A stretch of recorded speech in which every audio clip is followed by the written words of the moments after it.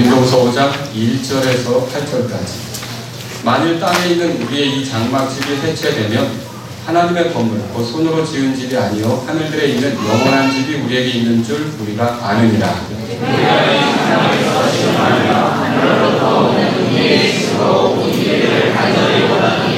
우리가 옷 입고 있으면 벌거벗은 채 드러나지 아니하리라. 이 장막에 있는 우리가 짐을 진 채 신음하는 것은 헛되지 아니하고 드러나니 이것은 주로 그런데 바로 그 일을 위하여 우리를 다듬으시고 또한 우리에게 성령을 보증으로 주신 분은 하나님이십니다. 그러므로 우리가 항상 확신에 차서 우리가 몸 안에서 집에 거하는 동안에는 주로부터 떨어져 있는 줄 아니 우리는 믿음으로 걷고 보는 것으로 걷지 아니하노라. 내가 말하니 우리가 확신에 차서 원하는 하나님의 능력과 주 함께 있는 것이라. 부활에는 두 종류가 있습니다. 뭐냐면 이제 제가 성경을 통해 보니까 생명의 부활이 있고 정죄의 부활이 있다 이렇게 되어 있어요. 들어보세요. 요한복음 5장 29절인데 선을 행한 자들은 생명의 부활로, 악을 행한 자들은 정죄의 부활로 나오리라. 생명의 부활하고 정죄의 부활이 있어요. 그 생명의 부활은 성경의 말씀 보니까 선을 행한 자들이 이 부활로 부활하게 된대요. 그리고 악을 행한 자들은 정죄의 부활로 부활하게 되는 거죠. 그러면 저희들이 예수님을 만나지 못했을 때는 어떤 부활로 부활하게 될까요? 정죄의 부활. 당연히 정죄의 부활로 부활하겠죠. 왜냐하면 우리가 그동안 하나님을 대적하면서 살아왔으니까. 네. 그리고 죄를 지으며 살아왔으니까. 그리고 실제로 생명의 부활로 부활할 수 있는 분은 선을 행한 자들은 생명의 부활로 부활한다고 했지만 이 땅에서 누가 생명의 부활로 부활할 수 있겠습니까? 누가? 예수님밖에는 없습니다. 네. 여러분 그거 아십니까? 네. 예수님밖에는 없어요. 그분만이 선하시고 그분만이 하나님을 온전히 기쁘게 해드릴 수 있는, 흡족하게 해드릴 수 있는 그런 분이시다. 네. 그런데 그 예수님의 공로로 우리가 예수님을 의지했을 때 예수님이 얻게 된 생명의 부활을 우리도 얻게 만들어주신다는 걸 믿으십니까? 아멘. 이게 생명의 부활은 주 하나님과 영원히 함께하는 거고요. 아멘. 살아있는 몸을 가지고서, 그리고 정죄의 부활은 반대로 그게 아니라 살아난 몸으로, 영원히 죽지 않은 몸으로 고통 가운데 심판받는 것이 정죄의 부활이죠. 여러분들은 생명의 부활을 얻게 되셨습니까? 아멘. 혹시 이 자리에 아직도 이 생명의 부활을 얻지 못한 분이 있으시다면 예수 그리스도를 나의 구주로 믿으시기 바랍니다. 아멘. 내가 지금까지 하나님을 대적해온 죄에 대해서 용서받도록, 하나님께 용서받도록 예수님께서 이 땅에 찾아오셨고 이 땅에서 우리의 죄 때문에, 나의 죄 때문에 죽으시고 묻히시고 부활하셨어요. 아멘. 그래서 이 예수님을 구원자 주님으로 내가 모셔드리면 그 사람은 예수님의 의를 힘입어서 예수님의 공로로 예수님이 부활한 것과 같은 부활을 하게 되는 거예요. 아멘. 예수님은 생명의 부활을 했잖아요. 아멘. 그것처럼 예수님을 믿는 사람들은 생명의 부활을 하게 된다는 거죠. 예수님이 이렇게 약속하셨어요. 예수님께서 그에게 이르시되 나는 부활이요 생명이니 나를 믿는 자는 죽어도 살겠고 누구든지 살아서 나를 믿는 자는 결코 죽지 아니하리라. 이것을 내가 믿느냐 하시니. 예수님이 마르다에게 하신 말이거든요. 네. 나를 믿으면 죽어도 산다. 그리고 살아서 나를 믿으면 뭐 이런 경우는 주님이 공중으로 오셔서 우리를 취하시게 되겠죠. 아멘. 영원히 죽지 않는다. 이렇게 이제 주님께서 말씀하셨단 말입니다. 저는 예수님을 믿는 사람들의 부활에 대해서 오늘 얘기를 하려고 해요. 그러니까 정죄의 부활보다는 생명의 부활에 대해서 여러분에게 말씀을 드리려고 해요. 줄무늬 애벌레가 그냥 이 땅의 바닥을 기어다니며 살지 않고 나무줄기를 타고 올라가서 나무줄기에 올라가서 자기 몸에서 실을 뽑아내가지고 고치를 만들고 그 안에 들어가서 있게 되면 그 고치가 이제 무덤같이 되는 거죠. 그렇게 해서 줄무늬 애벌레의 인생을 끝내기로 할 때 거기서 끝나는 게 아니라 시간이 흐른 뒤에는 어떻게 되냐면 고치를 뚫고 나오는데 바로 그 애벌레였던 그 존재가 뭐로 나오죠, 여러분? 호랑나비로 나오게 되는 거죠. 여러분, 제가 왜 이 말씀을 드리냐면 우리의 주변에 부활에 대해서 보여줄 수 있는 게 많다는 거죠. 정말 그렇습니다. 또 여러분 마지막 잎새를 떨어뜨린 나무가 있어요. 근데 이 나무는 겨울을 죽음으로 삼아요. 겨울을 무덤으로 삼아요. 겨울 내내 파란 빛을, 푸른 빛을 볼 수 있습니까? 볼 수 없죠. 그래서 나무를 보면 꼭 죽어 있는 것 같아요. 근데 봄이 되면 어떻죠? 새싹을 터뜨리면서 난 죽은 게 아니라는 걸 드러내잖아요. 네. 난 여전히 살아있다는 걸 드러내잖아요. 네. 그런 그 자연을 보면서 우리가 아, 이게 인간이 죽음으로 끝나는 게 아니다. 부활이 있다는 것을 생각해 볼 수 있다는 거죠. 네. 이제 시골에 계신 저희 장모님은 감자를 이렇게 농사 지을 때 감자를 잘라서 땅속에 이렇게 넣어놓는다는 거예요. 그러면 그게 이제 썩죠. 근데 그거 썩어서 그냥 그대로 끝날 줄 알았는데 시간이 흐르면 어떻게 되냐면 나중에 이게 거기서부터 많은 감자 덩어리가 나온다는 거예요. 그래서 그 감자를 캐면서 우리 그 장모님께서 나이가 80이 넘으셨는데 뭐라고 하시냐면 나는 그걸 볼 때 부활을 느껴. 거기서 부활을 배워. 아, 그게 부활이라는 게 있다는 걸 내가 생각해 볼 수 있어. 근데 요즘 교회들은 부활에 대해서 너무 많이 말을 안 하는 것 같아요. 이런 얘기를 저희들하고 나눈 적이 있거든요. 그러니까 우리 주변에는 부활에 대해서 보여줄 수 있는 게 상당히 많이 있어요. 여러분이 생각해 보면. 그래서 저는 오늘 우리 삶에서 부활을 보여줄 수 있는 것 몇 가지를 바울의 진술에 근거해서 3가지로 여러분에게 소개하려고 합니다. 첫 번째는 뭐냐면요. 그래서 제가 이게 이 설교를 하는 목적은 부활이 반드시 있다는 걸 여러분에게 말씀드리고 싶고요. 그 다음에 여러분이 이런 부활이 있다면 이 땅의 삶이 괴롭고 힘들어도 이 부활을 소망하면서 살으라는 거죠. 그리고 이 부활의 생명을 이미 가진 자답게 주님께 헌신해서 주님과 더불어 사는 그런 사람들이 되도록 돕기 위해서 이 말씀을 드리는 겁니다. 자, 그럼 부활을 보여주는 게 뭡니까? 여기 1절에 한번 읽어보시면 다 같이 읽어보세요. 시작. 만일 땅에 있는 우리의 이 장막집이 해체되면 하나님의 건물 또 손으로 지은 집이 아니요 하늘에 있는 영원한 집이 우리에게 있는 줄 우리가 아느니라. 이 부활이 뭐와 같으냐면요, 새 집을 얻는 것과 같습니다. 새 집을 얻는 것 같다, 그거죠. 땅에 있는 우리의 장막집, 이 장막집 그렇게 돼 있어요. 땅에 있는 우리의 장막집이라 그랬는데요, 이게 뭘 얘기하는 거냐면 우리 몸을 얘기하는 거예요. 그러니까 우리 혼이 이 몸을 집으로 삼고 있다는 거죠. 우리 혼이 이 몸을 집으로 삼고 있는 거예요. 그리고 여기 성경에 보니까 이 장막집이 해체된다, 그렇게 돼 있어요. 그러면 그건 뭘 얘기하는 거죠? 이 몸을 더 이상 내 집으로 삼지 못하도록 죽는 걸 얘기하는 거예요. 사람이 죽는 게 뭐 노화로 죽을 수도 있고요, 또 질병으로 죽을 수도 있고요, 사고로도 죽을 수 있고요, 뭐 아니면 짐승이나 사람에게 찍혀서 죽을 수도 있고요. 다양하게 죽을 수 있는데 우리 몸이 죽음을 만나는 게 이 지금 5장 1절에서 뭐라 그랬냐면 장막집이 해체되는 거다. 그 집이 해체되는 거다. 그렇게 표현을 했단 말입니다. 바울이 복음을 전하면서 때때로 이렇게 필요한 것들을 충당하고자 일을 했는데 바울이 했던 일이 뭔지 아세요? 뭐 했죠? 장막 만드는 일을 했어요. 그러니까 우리가 텐트 메이커 뭐 이렇게 부르잖아요. 장막 만드는 일, 장막 그 제작하는 일을 이제 브리스길라 아굴라 부부와 같이 이렇게 했던 것을 성경을 통해서 보는데요. 그 당시 바울이 살던 시절 장막은 어떤 사람들이 썼냐면 이렇게 옮겨 다니는 사람들, 그런 사람들이 장막을 썼어요. 그러니까 한 곳에 있다가 더 이상 이곳에 있으면 안 되고 다른 곳으로 가야 된다 할 때는 장막을 어떻게 할까요? 해체하는 거죠. 해체하는 거예요.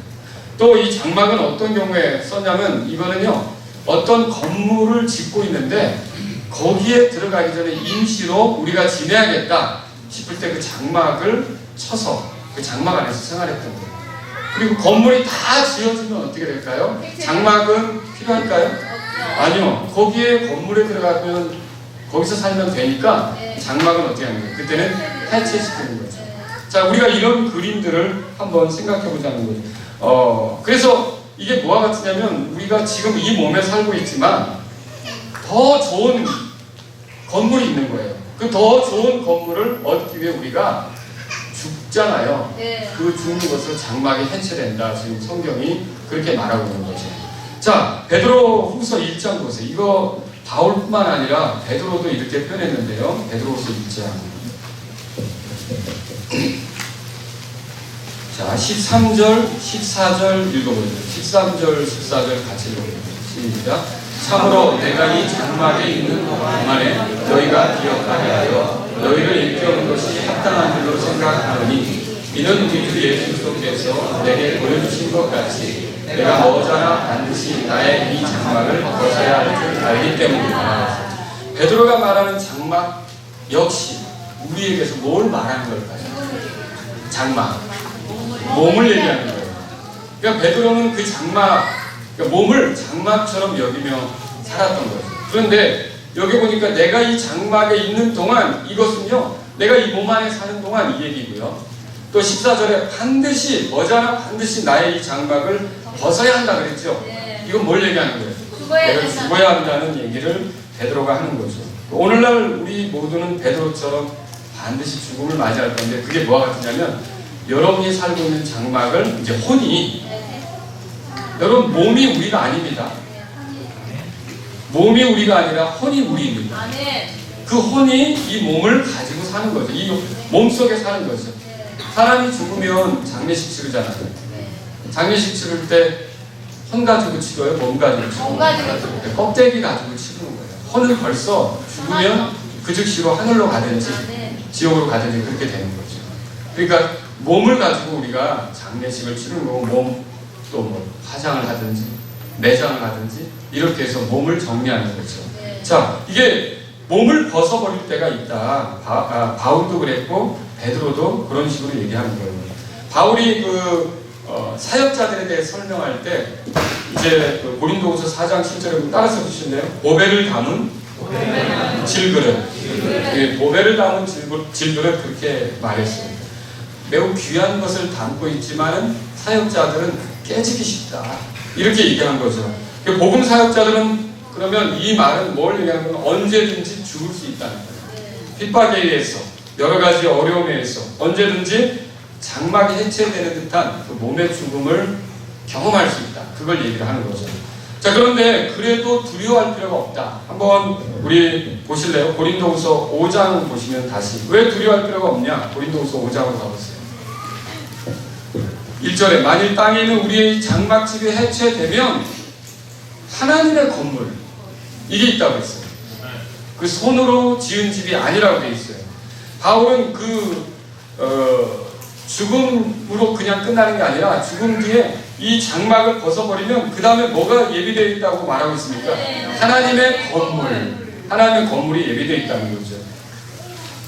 그러니까 여러분들이 모르겠어요. 지금 나 집 한 채도 없이 사는데 막 이렇게 속상해 하시는 분도 있을 수 있는데, 여러분이 만일 구원받았다면, 구원 받으셨어요? 아멘. 여러분은 하나님의 건물의 분양권을 다 가지고 있는 거예요. 아멘. 믿으십니까? 아멘. 네. 언젠가 그 하나님의 건물, 나에게 입혀주실 새로운 몸이 있잖아요. 네. 그걸 다 얻게 될 거라는 거죠. 네. 그러니까 여러분들은 근데 이 땅에서 좋은 집 가지고 살면서 이 하나님의 건물, 땅에 속한 건물이 아니라 하나님께서 이렇게 마련해 주신 그 건물을 얻을 수 없다면 아무리 좋은 집에 살면 뭐합니까? 그래요.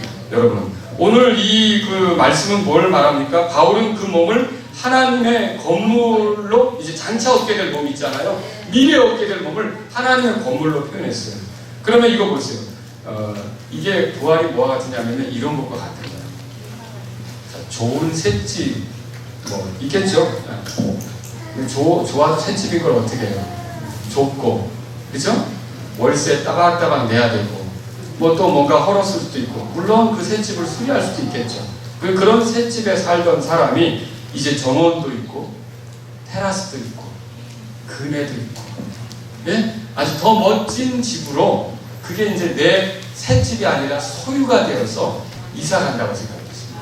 여러분과 제가 알아야 될 게 이 몸은요 새집 같은 거예요. 언제가 방 빼듯이 빼셔야 돼요. 그거 아십니까? 근데 하나님께서 우리에게 주실 부활의 몸은 어떻죠? 그 영원한 집이에요. 여러분 그렇게 믿으십니까? 더 좋은 집이에요. 하나님께서 우리를 위해 예비하신 그런 집이 있다는 것이죠. 하나님의 건물은 손으로 지은 것이 아니라고 했어요. 히브리서 9장 보세요. 히브리서 9장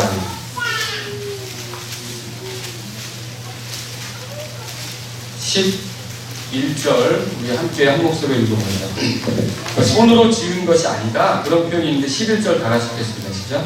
그러나 그리스도께서는 다가온 좋은 일들의 대제사장으로 오시되 손으로 만들지 아니한 성막 곧 이 건물에 속하지 아니한 더 크고 더 완전한 성막을 통해 오셔서 여기 손으로 만들지 않은 성막이 있다고 했잖아요. 이게 이 세상에 속한 성막이 아니란 말이에요. 그러면 아까 말한 이게 손으로 만들지 않은 그 건물, 그 집 있잖아요. 이건 이 세상에 속한 몸이 아니라는 거죠. 이게 뭘 얘기하는 겁니까, 여러분? 이 땅에 속한 몸이 아니에요. 이 몸, 이 땅에 속한 몸이 아닌 그런 그 하나님께서 우리를 위해 준비하신 몸이 있잖아요. 이것을 여러분들이 입을 때가 있어요. 그게 바로 부활의 때라는 거죠. 그게 바로 부활의 때예요. 우리는 장막 같은 몸을 잃어버리겠지만 건물 같은 몸을 입게 될 거예요. 여러분 텐트에서 사는 게 좋아요? 아니면 아주 단단한 건물에 사는 게 좋아요? 네, 단단한 건물에 살면 바람이 불어도 끝도 없잖아요. 그렇죠? 물론 누가 외부의 침입자도 쉽게 침입할 수 없는 거고, 그렇죠? 근데 우리가 그런 건물, 하나님의 건물 거기에 살게 되는 날이 있다는 거죠. 구약에 보면요, 법궤 아시죠? 법궤. 이 법궤가 처음에 모세를 통해서 이렇게 만들어졌을 때는 건물에 있었어요? 장막에 있었어요? 장막에 있었어요. 근데 나중에 솔로몬을 통해서는 장막에 있었습니까? 건물에 있었어요? 건물에 있겠죠. 솔로몬이 성전을 졌잖아요. 자 보세요. 장막에 있던 것이 건물로 들어가는 그 법궤 있잖아요. 그 법궤처럼 하나님의 말씀을 소망 삼아서 하는 저희들, 믿음으로 사는 저희들도 처음에는 지금 장막 같은 몸을 가지고 살고 있지만 나중에는 하나님의 건물을 그 건물 안에 들어가게 되는 걸 믿으시란 말이에요. 이게 부활이에요, 부활. 이런 부활이 우리에게 있는 거죠. 우리가 이걸 어떻게 알 수 있어요? 자, 고린도후서 다시 돌아가보죠. 4장에. 고린도후서 4장. 이건 예수님의 말씀 때문에 그렇게 우리가 생각할 수 있어요. 예수님의 말씀이 뭐라고 말했는지 한번 보겠습니다. 4장 14절. 다 같이 읽겠습니다. 시작. 또 주 예수님께서 일으키신 분께서 예수님을 통하여 우리도 일으키사 너희와 함께 드러내 보이실 줄 우리가 아노라. 예수님을 일으키신 분 그랬어요. 하나님이 예수님을 일으켰잖아요. 근데 예수님을 일으키신 분이 예수님을 통하여 그랬어요. 그러면 저희들도 예수님을 믿고 의지하고 예수님 공로로 살아가고 있잖아요. 근데 이렇게 예수님을 통하여 사는 우리도 어떻게 한다고 써있습니까? 일으키신다고 써있죠. 이게 이 말씀에 의하면 예수님만 일으키신 게 아니라 예수님을 믿는 우리도 일으켜진다는 거였어요. 그럼 예수님이 우리의 구주고 주님이라는 걸 믿으면 예수님이 부활한 것처럼 우리도 어떻게 되는 거예요? 네, 부활하게 된다는 거예요. 부활은 반드시 있는 겁니다. 여러분 또 주님이 이렇게 말씀하셨어요. 또 조금 있으면 세상은 다시 나를 보지 못하되 너희는 나를 보리니 내가 살아있으므로 너희도 살 것이라고 했어요. 여기 조금 있으면 나를 보지 못한다고 그랬는데 이 말이 무슨 뜻이에요? 예수님이 죽는다는 뜻이에요. 죽음으로 떠나가시잖아요. 그래서 제자들이 얼마나 친통해하고 그랬습니까? 그런데 다시 본다고 돼 있어요. 그럼 다시 본다는 건 뭘까요? 부활을 통해 만난다는 것이죠. 그러면 여러분 보세요. 그분이 살아있다고 써 있었어요. 내가 살아있으므로 너희도 살 것이라는 거예요. 그분이 살아있다는 건 지금 어떤 상태로 있다는 거예요? 부활한 상태고 부활한 몸을 가지고 있다는 거죠. 그럼 너희도 살 것이라는 말은 우리도 언젠가는 부활할 것이고 부활한 몸을 갖게 될 거라는 거죠. 그러니까 제가 여러분에게 오늘 이 말씀을 드리고 싶은 건 뭐냐면요. 부활은 반드시 있다는 거예요. 여러분 믿는 자들의 부활은 반드시 있다. 그렇게 생각하셔야 돼요. 예수님이 또 이렇게 말씀하시죠. 나를 보내신 아버지의 뜻은 이것이니 곧 아들을 보고 그를 믿는 모든 자가 영존하는 생명을 얻는 것이니라. 마지막 날에 내가 그를 일으키리라. 요한복음 6장 40절에 써있어요. 그래서 마지막 날은 부활의 날이고 일으킨다는 건 부활시킨다는 말이죠. 예수님은 거짓말하지 않는 분이시죠. 그분이 진리인 거예요. 그래서 그분이 우리에게 뭘 약속하셨냐면 내가 나를 믿는 자를 마지막 날에 일으킬 거다. 그럼 그 안에 벌써 우리의 부활이 약속되어 있는 거예요. 여러분 부활은 반드시 있는 겁니다. 자, 그리고 부활은 뭐와 같으냐면 이렇게 새 집을 얻는 것과 같아요. 여러분들이 이사하는 경험을 해보셨을 거 아닙니까? 한 번은 그런 적도 있어요. 저희가 동암역에 이렇게 이제 살 때였어요. 그때 동암역 앞에 교회가 있었고 근데 거기서 살다가 다른 곳으로 이사를 가는데 우리가 짐 정리를 하는 거예요. 이것저것. 근데 이사 갈 때 되면 뭐 진짜 풀어보지도 않는 짐 있잖아요. 늘 가지고 다니는 그런 것도 있고 막 여러 가지 있습니다. 그런 짐들을 정리하면서 아내랑 같이 차 한잔 마시면서 그런 얘기를 나누고 있어요. 이렇게 이 집을 떠나기 위해서 우리가 이런 준비를 하고 이제 떠날 채비를 하는 것처럼 언젠가 우리가 이 몸을 벗을 날이 있겠지. 그리고 또 새 집에 들어가는 것처럼 부활의 몸을 입을 때가 있겠지. 여러분들이 이사 많이 다니시죠? 이사 다니실 때 그냥 숨가쁘게만 다니지 마시고 이 집을 바꿀 때마다 나도 집을 바꿀 때가 있다는 사실을 떠올리시라는 거예요. 부활할 때가 있다는 사실을 떠올리시라는 말입니다. 두 번째로요, 말씀드리고 싶은 건 제가 첫 번째는 뭐라 그랬죠? 새 집으로 가는 것과 같다 그랬죠? 두 번째는 새 옷을 입는 것과 같아요. 2절 보세요. 2절 읽겠습니다. 2절, 5장 2절이죠. 고린도후서 5장 2절 시작. 우리가 이 장막에서 신음하며 하늘로부터 오는 우리의 집으로 옷 입기를 간절히 원하노니. 자, 하늘로부터 오는 우리의 집으로 옷 입는다는 표현을 썼어요. 바울이 왜 이 장막 안에서 신음할까요? 이 장막 안에서 신음하는 것, 여러분 우리 몸이 한계를 가지고 있잖아요. 그잖아요? 막 질병에 시달리면 빨리 주님 만나고 싶은 생각도 들 거고, 그죠? 그리고 또 뭐예요? 죄를 이기고 거룩하게 살아야 되는데 이 몸 안에서 우리가 육신의 욕심에 끌려 넘어질 때도 있잖아요. 여러분이 이 몸의 한계를 느끼면서 괴로울 때도 있지 않습니까? 이런 것들로 한계로 신음하면서 바울이 끊임없이 사모하는 게 뭐냐? 하늘로부터 오는 우리 집으로 옷 입는 것을 원한다고 했어요. 하늘로부터 오는 우리의 집은 뭘 얘기하는 거예요? 부활의 몸을 얘기하는 겁니다. 바울은 죽음을 벗는 것이라고 얘기했고요. 부활은 뭐예요? 그러니까 입는 것이죠. 벗는 거, 입는 거 이렇게 생각하세요. 그래서 여러분들이 혹시 이거 옷 자주 벗고 있죠? 혹시 한 벌로 여태까지 사시는 분은 없을 거예요. 그죠? 우리가 벗고 입을 때 어떤 생각을 하셔야 되냐면 내 몸을 벗을 때가 있고 새 몸을 입을 때가 있다. 그 생각을 하시란 말이죠. 하늘로부터 오는 우리 집은 하나님의 건물고 손으로 지은 집이 아니요 하늘에 있는 영원한 집이라고 아까 1절에 써있죠. 이 우리가 그 집으로 옷 입기를 원하는 이 집은 이 땅에 태어나면서 갖게 된 몸하고는 차원이 다른 몸이에요. 여러분 그렇게 생각하십니까? 자, 고린도전서 15장 49절에 이렇게 써있죠. 우리가 땅에 속한 그 사람의 형상을 지닌 것 같이. 여기 그 사람은 누구죠? 땅에 속한 그 사람의 형상을 지닌 것 같이. 그 사람은 누구죠? 아담이죠. 아담의 형상을 지녀 살아왔잖아요. 그런데 여기 뭐라고 써있냐면 또한 하늘에 속하신 그분의 형상을 지니게 됩니다. 하늘에 속한 그분은 누구예요? 예수님이죠. 저와 여러분이 아담의 형상을 가지고 지금 사는 거예요. 그런데 언젠가는 예수님의 형상을 가지고 살아가게 될 거예요. 이게 부활의 날이라는 말이죠. 부활의 때죠. 자, 여러분 그 바울은 주께서 주시는 영광스러운 몸을 사모했어요. 4절 보세요. 4절. 다 같이 4절 읽겠습니다. 시작. 이 장막에 있는 우리가 집을 지을 때 신음하는 것은 걷고자 하니 아니요 입고자 하니 이것은 죽을 것이 생명에 삼켜지게 하려 합니다. 자, 벗고자 한다, 입고자 한다 이런 말이 여기 써 있어요. 그러니까 우리가 벗은 것처럼 드러나지 않는다. 벗는다는 아까 죽는 거라 그랬죠. 근데 입는다는 건 뭐라 그랬어요? 부활이라 그랬죠. 그러니까 여러분 우리가 여기서 두 가지를 볼 수 있어요. 죽음과 생명을 볼 수 있는데요. 이렇게 벗고 입는 걸 통해서 결국 죽음이 생명에 삼켜지는 거예요. 쥐하고 뱀이 있어요. 뱀이 쥐를 삼켰어요. 여러분의 눈에 뭐만 남습니까? 뱀만 남죠? 죽음이 있어요. 죽는 것이 있어요. 생명이 있어요.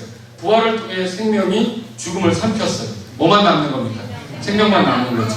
저와 여러분들이 영원히 그런 죽음과는 상관없는 부활의 몸으로 살게 된다는 걸 믿으시라는 거죠.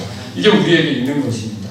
우리가 옷 입고 있으면 3절 읽어볼까요? 시작. 우리가 옷 입고 있으면 벌거벗은 채 드러나지 아니하리라 그랬어요. 옷 입고 있으면 이것은 부활의 몸을 입게 되는 걸 말하고요. 부활은 예수 그리스도께서 입으신 몸과 같은 몸이 되는 거죠. 벌거벗은 채 드러나지 아니하리라 그랬잖아요.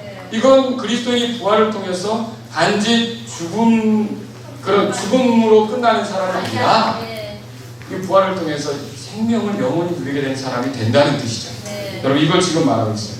이런 생각도 해볼 수 있어요. 여러분 뭐 오늘도 물놀이하고 이렇게 온 사람들이 있는데 물놀이하고 와서 어땠어요? 그 옷을 입고 지금 여기 오진 않았겠죠? 네. 그 옷을 어떻게 했어요? 벗었죠. 이게 벗는 것이 죽는 것과 같다는 거죠, 말하자면. 네. 그리고 샤워실에 들어갔어요. 거기서 막 씻겠죠? 네. 그리고 이제 그거는 이제 우리가 하늘 안에 들어가 있는 거예요, 말하자면. 우리 혼이. 그런데 나올 때는 다시 물놀이 갈 때 했던 옷을 입어야 합니까? 아니에요. 아니죠. 그때는 어떤 거예요? 다시 새 옷을 입죠. 그거 새 옷 입고 오신 것 같은데, 그죠? 바로 그게 바로 우리에게 부활과 같은 거라는 거죠. 그래서 우리는요, 이 옷을 벗고 입을 때마다 또 잊지 말아야 될 게 뭐냐면, 아, 그렇지. 이 혼도, 이 옷, 아담으로부터 물려받은 이 옷, 그 아담의 옷과 같은 이 옷, 이 몸, 이것을 벗을 때가 있고, 새 옷을 입을 때가 있지. 여러분, 그렇게 생각하시단 말이죠. 부활은 반드시 있는 겁니다. 또 세 번째로 제가 드리고 싶은 말씀은 뭐냐면요, 보증이 이루어지는 것이다. 첫 번째는 뭐라 그랬죠? 새 집을 얻는 것이라 그랬죠. 또 뭐라 그랬어요? 두 번째는요? 새 옷을 입는 거라 그랬죠. 세 번째는요, 보증이 이루어지는 거. 5절 한번 보시죠. 5절. 다 같이 읽겠습니다. 시작. 그런데 바로 그 일을 위하여 우리를 다듬으시고 또한 우리에게 성령을 보증으로 주신 분은 하나님이십니다. 그랬어요. 그 일을 위하여 5절에 그렇게 써있는데 부활을 위해서 우리의 그 온전한 구원을 위해서 우리를 다듬으시는 분은 누구라고 써있습니까? 성령이. 우리를 다듬으시는 분은 하나님이시죠. 또 보증으로 성령님을 우리에게 주신 분은 누굽니까? 하나님이시죠. 이 보증이라는 게 뭐와 같으냐면 그 한 남자가 나하고 결혼해 줘 라고 할 때 이제 탁 뚜껑을 열어가지고 딱 이렇게 껴주는 게 있어요. 반지죠. 자, 그 반지를 딱 끼는 순간 물론 그 낀다고 해서 당장 결혼하는 건 아니에요. 그러나 뭐가 약속된 거예요? 결혼이 약속된 거예요. 그리고 그 반지의 그 실효성이 살아있는 한 반드시 어떻게 될까요? 두 사람은 같이 살게 되겠죠. 그럼 지금 여기서 제가 이 말씀을 드리는 건 뭐냐면요, 성령님께서 반지처럼 우리에게 하나님의 약속으로 들어와 있는 거예요. 그래서 어떻게, 그럼 무슨 약속이냐면 이 성령님은 우리를 어떻게 하는 분이냐, 다듬으시고 마침내 어떻게 하냐면 구속의 날까지 지키셔서 부활에 이르게 하는 거예요. 여러분 아시겠어요? 그래서 이 성령님을 모시고 있다면 반드시 우리가 어떻게 되냐면 부활을 경험하게 되는 거죠. 또 우리를 위해 주어졌던 성령님, 이 성령님이 보증이 되시는데 그 보증이 분명하게 성취되는 것이 부활이다. 그렇게 말할 수 있는 거죠. 6절 한번 읽어보시면 6절 다 같이 읽겠습니다. 시작. 그러므로 우리가 항상 확신에 차서 우리가 몸 안에서 집에 거하는 동안에는 주로부터 떨어져 있는 줄 알나니. 이 말은 무슨 말일까요? 자, 우리가 몸 안에서 집에 거하는 동안에 됐어요. 이 집은 어떤 집이에요? 이 몸이죠. 여기에 거하는 동안 주님하고 같이 있어요? 떨어져 있어요? 떨어져 있어요. 주님은 어디 계신데? 실제로 예수님 어디 계세요? 하늘에 계시죠. 근데 우리는 때때로 내 안에 있다고 해요. 하늘에 있다면서 무슨 말이에요? 내 안에 있다니. 성령님 계시잖아요. 마찬가지로 여러분 그 연인들을 생각해 보세요. 아직 결혼 안 했어요. 같이 살아요? 떨어져 지내요? 그렇죠. 이 아가씨는 아가씨 집에 사는 거고 총각은 총각 집에 사는 거죠. 그런데 이 결혼 반지로 서로, 그러니까 약혼 반지로 딱 반지를 껴주고 나서부터는 항상 뭐라고, 그이는 내 마음에 살아있어. 그러니까 항상 서로 그렇게 같이 있다는 그런 느낌을 갖는 거예요. 근데 실질적으로 같이 있는 건 어때요? 그 보증이 성취될 때, 결혼식을 할 때, 그러면 이제 그 다음부터는 어떻게 같이 사는 거죠. 여러분, 성령님이 우리에게 주어졌는데 부활을 약속하는 거예요. 성령님이 우리 안에 들어와 있다는, 성령은 생명의 영이에요. 그래서 이게 우리 성령님이 우리 안에 거하신다는 우리가 부활한다는 거죠. 근데 이 성령님 때문에 우리가 예수님이 우리 안에 있다고 말하고 언젠가는 예수님의 몸 같은 몸으로 우리가 변화될 것도 생각할 수 있는 거예요. 그래서 여러분이 이런 성령님을 통해서 우리가 부활한다는 것을 생각하셔야 된다는 거죠.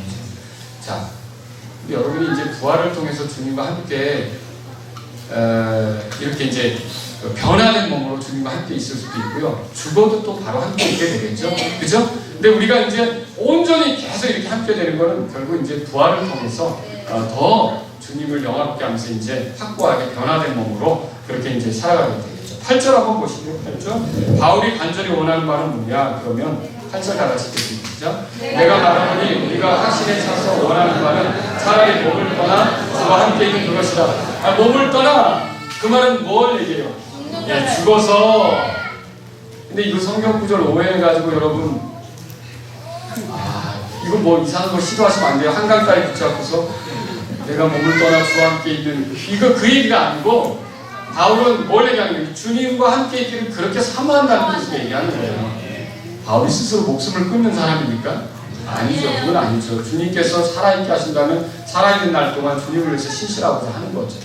그런데 어때요? 사실 원함은 주님과 더 함께 있고 싶다. 그런 얘기를 바울이 지금 하고 있는 거죠. 근데 그렇게 해서 만약에 진짜로 살아가면서 죽음을 경험한다. 그러면 그때부터 바울은 누구랑 함께 있는 거예요? 주님과 함께 있는 거죠. 주님과 함께 있는 거죠. 이렇게 주님과 함께 있게 된다는 확신으로 바울은요, 자기가 당하는 고난, 자기가 당하는 어려움, 핍박, 거꾸로 뜨림 이런 것들을 두려워하지 않고 인내하면서 견뎌나갈 수 있었던 거예요. 이렇게 주님과 함께 있게 된다는 것이 큰 소망이 되었던 거죠.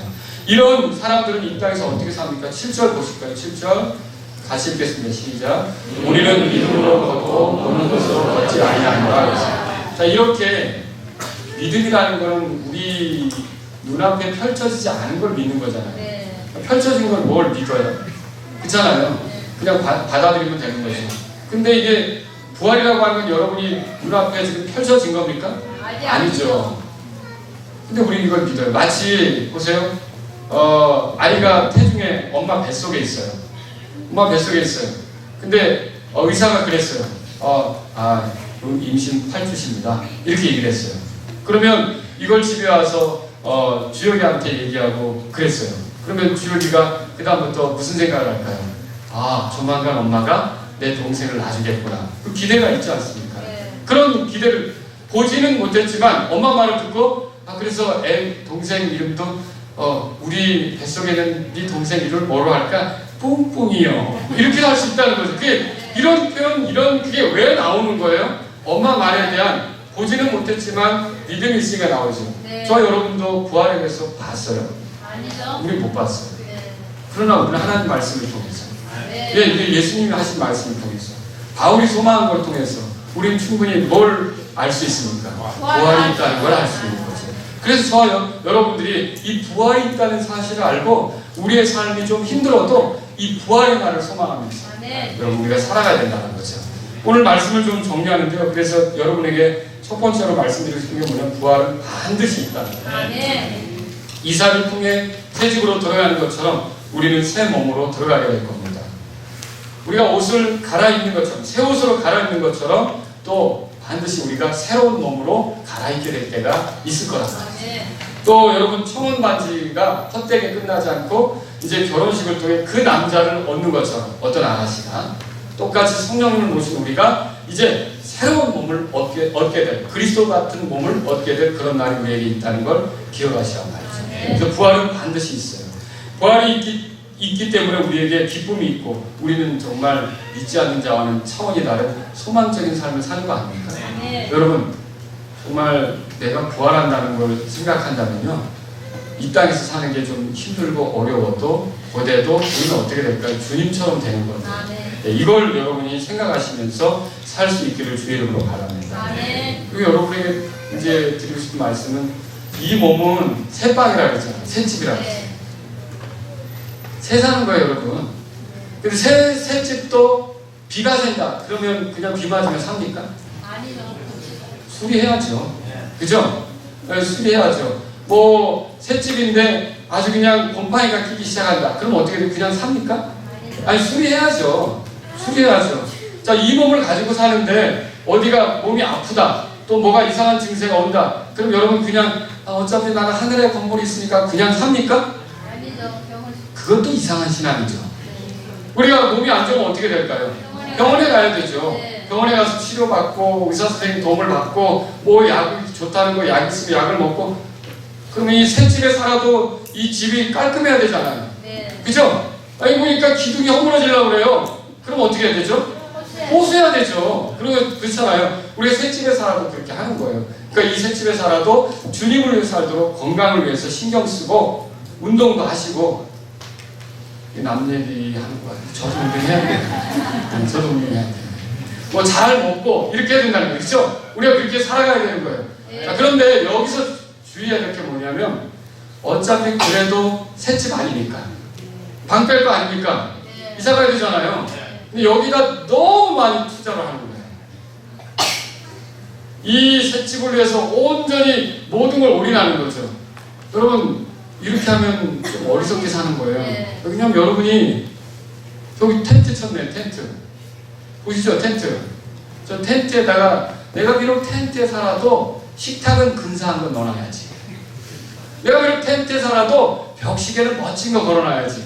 내가 비록 텐트에 살아도 상드리에 같은 거 좀 달아놓고 살아야겠다. 그거 어떻게 되는 거예요? 그거 좀 신경 좀 써줘야 될 뿐이죠. 이게 이상한 거란 말이죠. 그것처럼 우리가 육신을 가지고 사는 동안 너무 이 땅에서의 그 영광, 이 땅에서의 그런 재미, 이 땅에서의 그런 뭐 보여주기 이런 것에 신경 써서 인생을 사는 것은 어리석게 사는 거라는 거죠. 여러분 이거 우리가 건강 관리하고 이제 튼튼하게 해서 주님을 위한 도구가 되도록 신경을 쓰는 건 맞지만 우리는 더 좋은 몸을 기다리고 있는 거예요. 여러분 그러니까 여러분이 어떤 사람이 현명한지 보세요. 셋집에다가 500만 원짜리 붙박이장 해놓고 셋집에다가 근데 이 사람은 하나 못 뛰어가거든요. 그걸 뛰어갈 거예요. 어떻게 할 거예요? 야, 5분도 막 근사한 거 넣고 막 이렇게 아주 기가 막히게 살았는데 근데 이사할 때는 다운 거 아닙니까? 근데 그렇게 하는 게 나아요? 아니면 좀 그렇게 살다가 새 집에 들어갈 때 정말 좋은 걸로 그냥 진짜 이번엔 이 집은 안 이사 가니까 내가 아주 그냥 여기서 살다가 갈 거니까 하고 거기다가 다 이렇게 하는 게 좋은 거예요, 여러분. 네?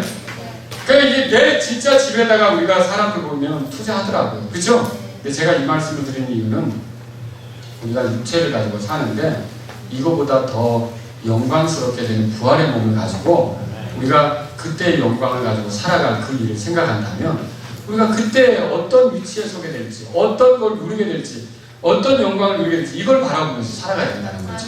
허망하게 이 땅에서 우리가 이 벗어버린 몸에 여러분이 조금씩 뭐 이렇게 아무래도 여기는 좀 손봐줘야겠다 뭐 이렇게 얼굴에 뭐 이렇게 여러분이 할 수는 있지만 그러나 너무 많이 우리 육체를 위해서 우리가 에너지를 썼고 뭐 이렇게 하는 건 아니라는 거죠. 여러분 우리가 주님을 바라보면서 부활의 몸을 기다리면서 살아가는 저와 여러분들이 되길 바랍니다. 잠시 지낼 이 땅에서 어떤 것을 얻기 위해 보이지 않는 영원한 것을 놓치지 않기 바랍니다. 지금 육체를 위해 편하고 쉬운 것들, 안정적인 것들을 추구하게. 여러분 예수님 믿는 게 우리가 알아야 될 게 그 제자로서 사는 게 안정적인 삶을 추구하는 겁니까? 아니죠. 예수님을 따라간다고 할 때 예수님 뭐라 하냐면 여우는 그 불이 있잖아요. 그쵸? 근데 사람의 아들은 뭐라 그랬어요? 머리 든 것도 없다 그랬어요. 그게 뭐예요? 집 한 채 제대로 편히 쉴 공간도 없는 그런 건데 따라올 수 있겠느냐 그거거든요.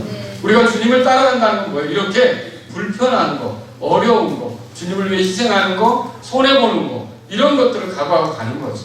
살아있는 인생물로 희생을 드린다는 게 뭐예요? 여러분 우리가 주님 앞에서 뭔가를 주님의 영광을 내려놓을 줄도 알고 손해볼 줄도 알고 잃어볼 줄도 아는 그런 걸로 살아가는 거 아닙니까? 그게 부활의 소망을 가진 사람의 삶이죠. 부활 생명이 있으니까 여러분 이 땅에서 내가 끝난다 할지라도 그게 다 끝 아니잖아요. 그리스도의 심판석에서 주님께서 우리에게 대갚아 주실 걸 믿습니까?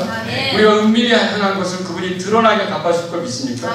그럼 우리는요 어떻게 삶을 투자될지 이 땅에서 눈에 보이는 그런 것이 아니라 영혼을 위해서 투자하시기 바랍니다.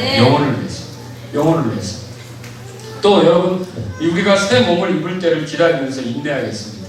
바울은 낙심하기보다 자신을 부활에 이르게 하실 주님을 만날 일을 생각하면서 살았어요. 여러분 몸들 많이 아프죠? 여기저기 이 셋집에 고장이 나잖아요. 그죠? 막 셋집에 저 기둥이 막 휘어지려고 하고 그죠? 그리고 막 셋집에 또 뭐 창문도 막 어두워지기 시작하고 아무리 청소해도 안 되는 것 같고 뭐 이런 게 있잖아요. 아니 셋집에 지붕도 날아가요 막 이렇게 해서 지붕도 날아가고 비 오면 큰일인데 여러 가지 현상이 우리에게 나타날 수 있어요. 근데 여러분 그렇게 되면서 우리가 어쩌냐 낙심할 게 아니에요. 우리 어르신들도 마찬가지예요. 우리가 이렇게 살다가 끝나는 그런 존재가 아니에요. 이 줄무늬 애벌레가 딱 나무 위에 올라가서 고치 속에 있다가 한참 지나면 거기를 터뜨리고 나오면서 똑같은 존재 아니었어요? 근데 전혀 다른 방식으로 움직이잖아요. 여러분 애벌레하고 나비는 원래 같은 건데 같이 이렇게 변화되잖아요. 근데 애벌레하고 나비하고 달리기 하면 누가 이길까요? 그거 물어보나 마나지. 응? 애벌레는 여기서 저기 가는데 한 수련회 끝날 때까지 걸릴지도 몰라요. 나비는 어떻게 될까요? 휙 날아가잖아요. 전혀 다른 차원이잖아요. 전혀 다른 차원. 우리가 전혀 다른 차원의 이 정말 이 육체를 가지고는 생각할 수 없는 그런 놀라운 예수님 같은 몸, 그 몸을 저와 여러분이 입게 됩니다. 근데 이걸 어떻게 입게 되냐? 예수님께서 죄 많은 나를 위해 이 땅에 오셨고 십자가에서 피를 흘리심으로 그 피로 내 모든 죄에서 나를 깨끗하게 하시고 예수님이 죽으시고 묻히시고 부활하신 것이 나를 죄에서 건져 구원하기 위해서 있었던 일이고, 그래서 예수님을 나의 주님, 나의 구원자로 믿는 사람들에게는 이게 앞으로 일어나게 될 일이라는 거죠. 그래서 저와 여러분들이 혹시 아직 이 소망이 없는 분들은 여러분 예수님을 오늘 밤에 나의 구원자, 주님으로 모시기 바랍니다. 그리고 이미 예수님을 구주로 모신 분들은 여러분은 이 땅에서 열심히 주님을 위해 살다가 영광스럽게 될 날을 소망하시면서 하루하루 힘있게 사실 수 있기를 바랍니다. 다 같이 기도하시겠습니다.